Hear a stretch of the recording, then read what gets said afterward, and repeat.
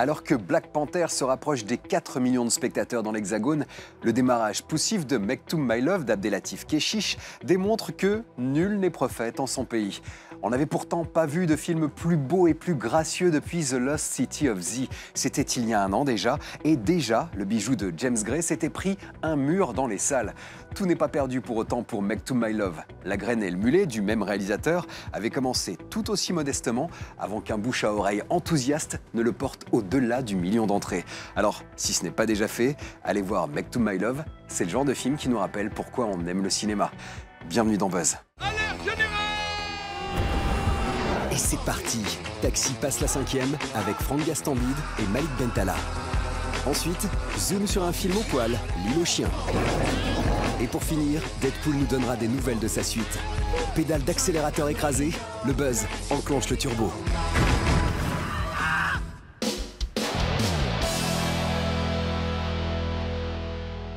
Que l'on soit sensible ou pas au cinéma de Franck Gastambide, il faut reconnaître que l'artiste multicasquette transforme tout ce qu'il touche en or.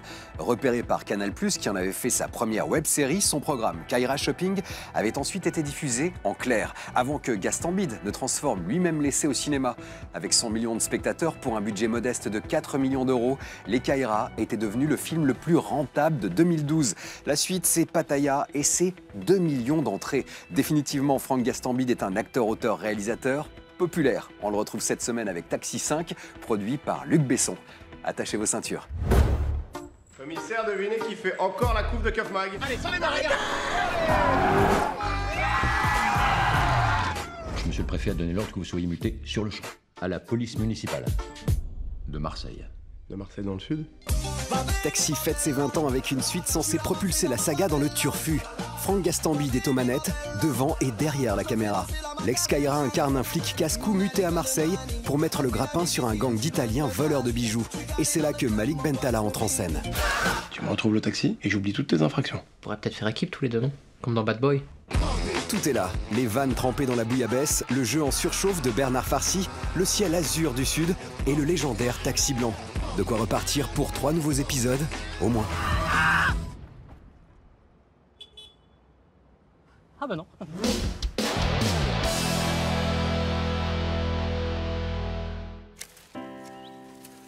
Je pensais peut-être t'embaucher en emploi aidé. Vous voulez m'embaucher? Moi? Ruben! Mais il est charmé. Joyeux anniversaire. Le Sud encore avec le premier film d'Elsa Diringer. Luna a l'insouciance de sa jeunesse. Pas loin de Montpellier, elle croque la vie à pleines dents entre un boulot d'été et son mec. Lors d'une soirée trop arrosée, tout bascule. Ses amis agressent un inconnu.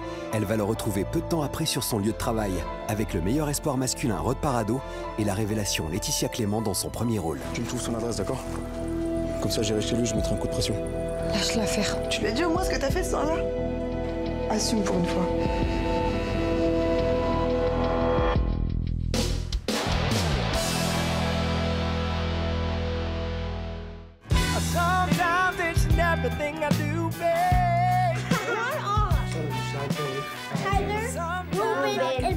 You agreed that we won't take and get any more kids. No, but his mother is in jail and the house is sealed up. We can't leave that boy out there like that on street.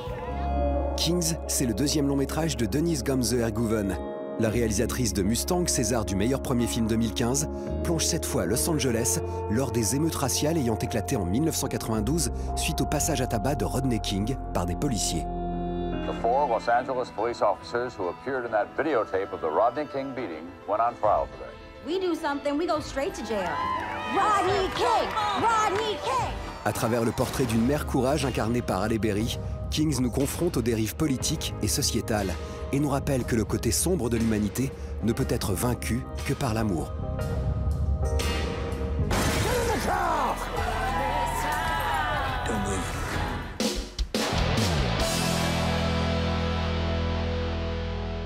Wes Anderson, c'est le petit maître derrière La Vie aquatique et The Grand Budapest Hotel.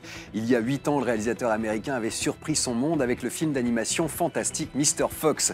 Surprise repetita avec L'île aux chiens et son casting vocal de furieux, que ce soit en VO de Scarlett Johansson à Bill Murray ou en VF de Léa Seydoux à Romain Duris. Alors on jappe de bonheur devant notre dossier de la semaine.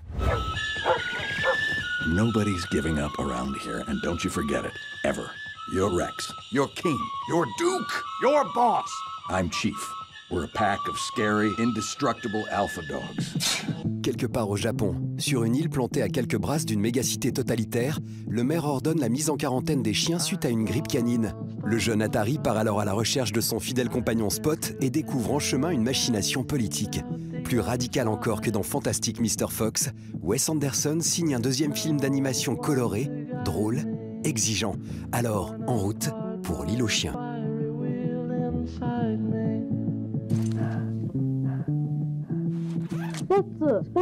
We get the idea. You're looking for your lost dog Spots. Does anybody know him? No.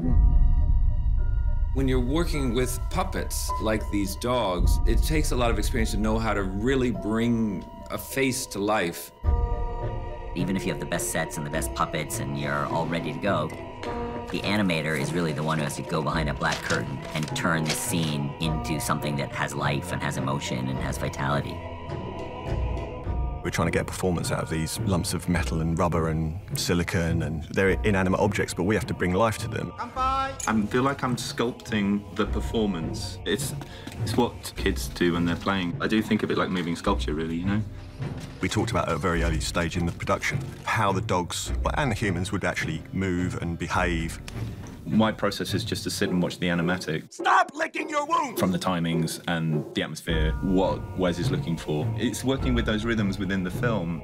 We've got an amazing cast on this production. The animation comes out of that. You get their personality coming out in the style of the dog. We're listening, Al. Tell us your message. The voice gets recorded ahead of time. Why? What? Gets broken down phonetically. 通常の無線設備で通信ができたということで、こうしたパラパラ。The actual human characters, they've got a replacement face system. All of the faces were handmade, hand sculpted. It takes up a lot of people's skill and craft, but that's exactly what I think Wes wants to see, and I think it does give it a life to it that isn't present in some other stop frame animated films. The dogs themselves are lip sync. No, you can't ride the pagoda slide. We physically can open their mouths. Who told you that dirty lie? Make their eyes bigger, or they can snarl. We basically had a database of dog action. So the animators could have something to base their animation on. The way they walk can give personality to a character. That's always one of the hardest things to do in animation is a walk. Working with Wes, we started doing labs, which are live-action videos. He would suggest ideas for movement or gestures or an emotional state that the characters would need to be doing within their performance. And that's where the animatic and the lav all come together, like a little route map for where the animators need to go. Sometimes you don't even really know how it's going from their minds through their hands into your movie. I bite. C'est un film où les chiens parlent en anglais ou en français et les humains en japonais. Les ruptures de ton et de style s'enchaînent à la vitesse de l'éclair et les hommages au cinéma de genre sont de toute beauté. L'île aux chiens est un drôle de festin. Wow.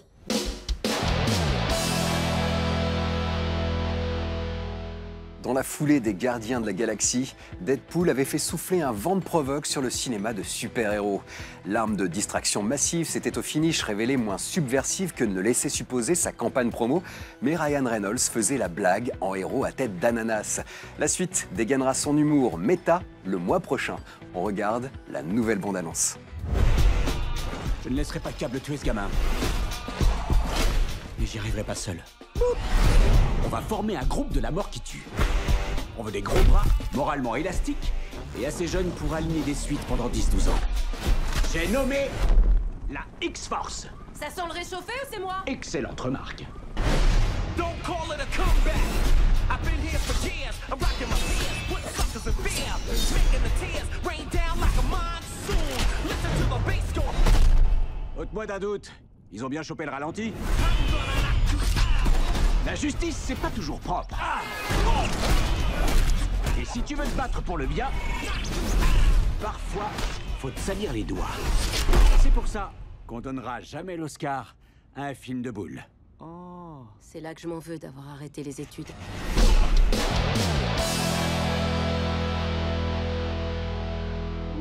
On passe au jeu vidéo Far Cry 5 et ses thèmes sensibles comme la religion et le lavage de cerveau. Surtout, Far Cry 5, c'est un terrain de jeu immense, une Amérique fantasmée peuplée de rednecks fanatiques. On a commencé par chercher un endroit qui marcherait avec Far Cry, dans lequel on pourrait chasser. C'est comme ça qu'on est tombé sur le Montana, qui avait une très grande variété d'espaces naturels différents. C'est les montagnes, les rivières, les champs. C'est juste après, en faisant des recherches, qu'on a réalisé que c'était aussi un endroit où il y avait eu pas mal de personnes qui avaient souhaité rester à l'écart de la société. Et on a trouvé des cultes, on a trouvé des milices. Et c'est en les étudiant finalement qu'on s'est dit qu'il y avait quelque chose et que ça pourrait représenter une menace super intéressante pour Far Cry. Pour vous aider à vaincre cette menace, il y a les mercenaires, une galerie de personnages bien barrés et variés. Tu dois faire une mission avec eux, faire quelque chose, leur rendre un service. Puis une fois que tu as leur confiance, ils vont venir avec toi. Et puis là, tu peux les appeler n'importe quand. Tu peux en avoir deux en même temps. Et ce qu'on a fait, c'est qu'ils sont capables de se parler. Donc en fait, ils vont réagir l'un avec l'autre en fonction de ce que tu fais, et ainsi de suite, pour apporter de la vie et finalement des anecdotes aussi inattendues à travers le langage, pas seulement à travers les actions. Et si les compagnons virtuels ne vous suffisent pas, invitez un ami, un vrai, à participer à la fête. Le jeu est intégralement jouable en coopération.